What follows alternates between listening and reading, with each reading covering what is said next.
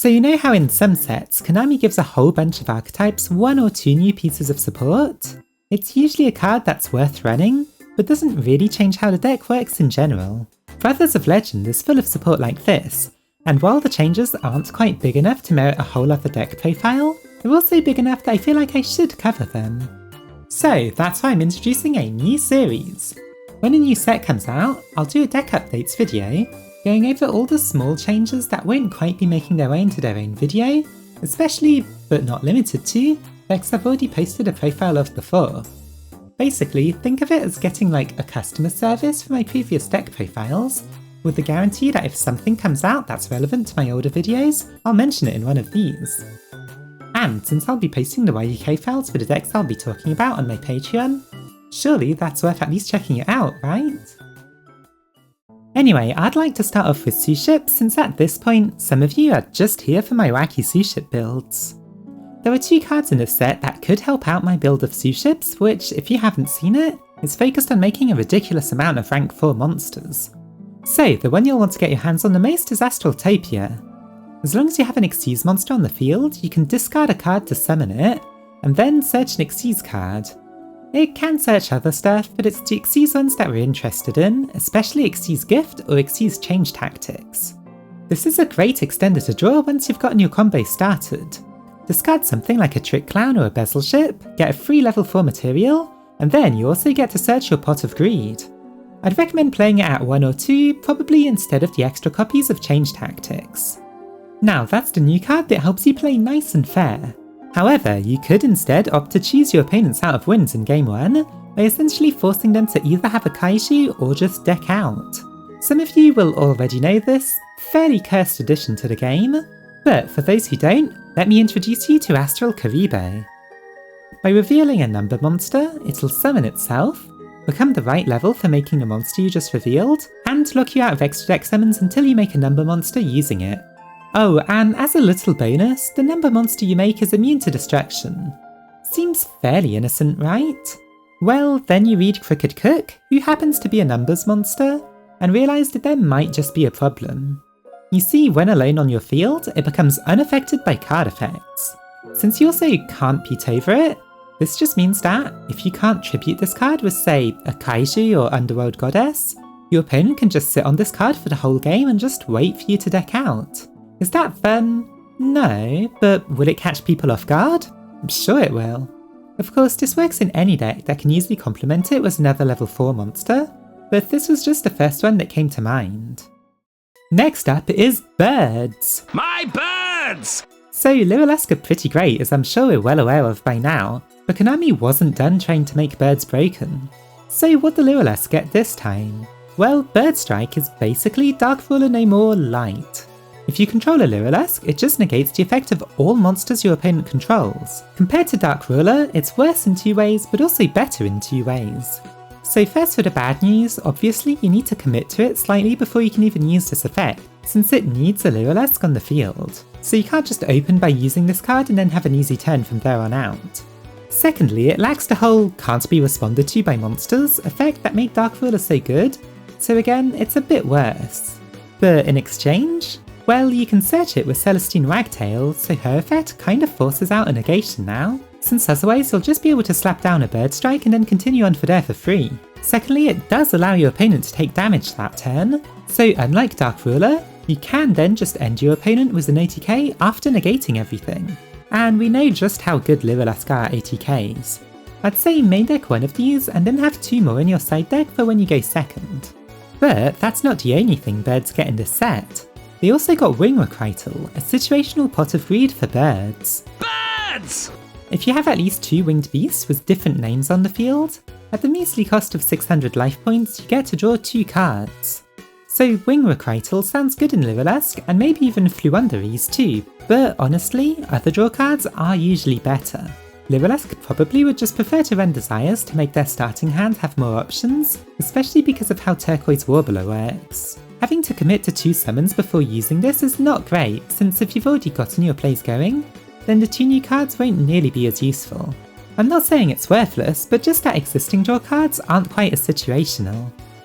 However, there is a deck that benefits more from this card than from Desires. That deck is Harpies. I've posted a Harpy Tri-Brigade deck profile before, and that deck has the ideal combination of good extenders and one-off cards in a deck that makes you want to draw more, but not banish 10.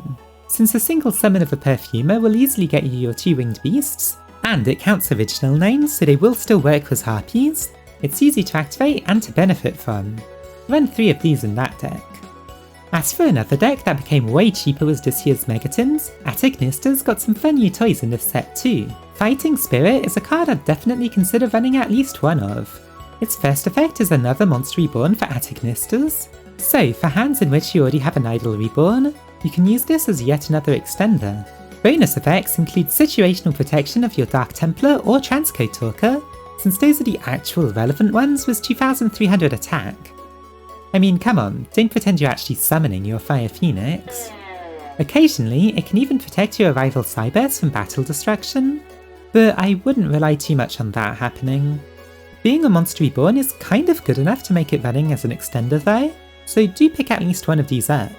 Yugioh is also a fun card and can replace something like Eyeshadow in more budget builds. Thanks to this card, you can avoid your rival Cybers from being destroyed by a monster with higher attack, which besides Kaiju's remains the easiest way to actually out it. Because you'll be using this to protect an rival Cybers, which will usually have at least 4000 attack, you'll probably be getting 2 monsters straight from your extra deck out of it too, which, while not necessary, just means you'll be finishing your opponent off even more easily next turn. And since their battle phase just gets cut right off, you'll definitely live long enough to see your turn. Try it out at 1 and search it if you already have everything you need. Who knows, it could just save you. Now for something you might not have thought of. And honestly, who could blame you? Ecole de Zone seems like a strange, almost pointless card at first. After all, destroying the first monster your opponent summons in a turn, but still giving them a token? Not the most impactful option, since a lot of normal summon monsters activate when they're summoned anyway. So looking at it like that, it's almost just a worse trap hole. However, in an Unchained deck, you can actually benefit from it yourself. Since it does apply to both players, you can use it to turn all your low-level Unchained monsters into combo starters. Instead of relying on drawing one of their traps and a Ruha to get your combo started, just normal summon any of the twins and have it blow up to summon another Unchained from the deck. Since Soul of Rage takes an Unchained Soul and then anything else, you'll be able to make it with the token and the monster you just summoned from your deck. So ages ago, I posted an Unchained Evil-Eye deck profile, since those 2 decks complement each other quite well. I'm not sure if this is the best thing for the Evil-Eye side of the deck, but it does mean that you can actually just run 3 of this card, a Terraforming, and a Set Rotation, since you'll also want to run 3 of the Evil-Eye field spell.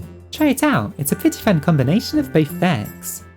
So now to finish off with some support for a deck that I haven't actually gone over in a video yet. The deck that got a boost is Heroes, or more specifically Destiny Heroes.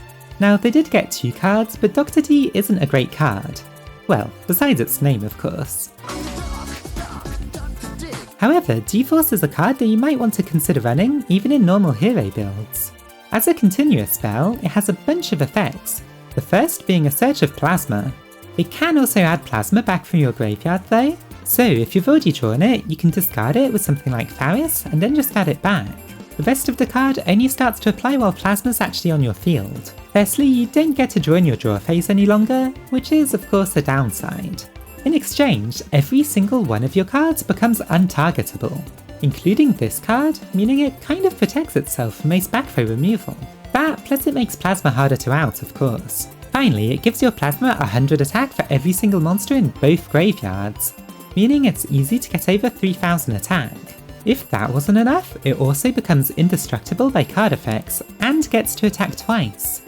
So, with just this card, you get to search an untargetable, indestructible, one-sided skill train with over 3000 attack that can just steal your opponent's monsters and then OTK next turn with its 2 attacks. It almost seems overkill. Of course, it's actually fine because it can still be removed by Lightning Storm, Forbidden Droplet, Dark Ruler, or any of the good going second cards really. So should you play it? Well, if you're going to try hard Heroes and actually try to win tournaments with it, it's probably not needed. But if you're playing Heroes in a more casual setting, and well, it's Heroes so you probably should be, play it at either 1 or 3, depending on how often you want to focus on summoning plasma. So, what did you think about this new video format? Would you like to see more of this kind of video for future set releases? Tell me down in the comments, and if you're new here, don't forget to like the video and subscribe to the channel. Thanks for watching!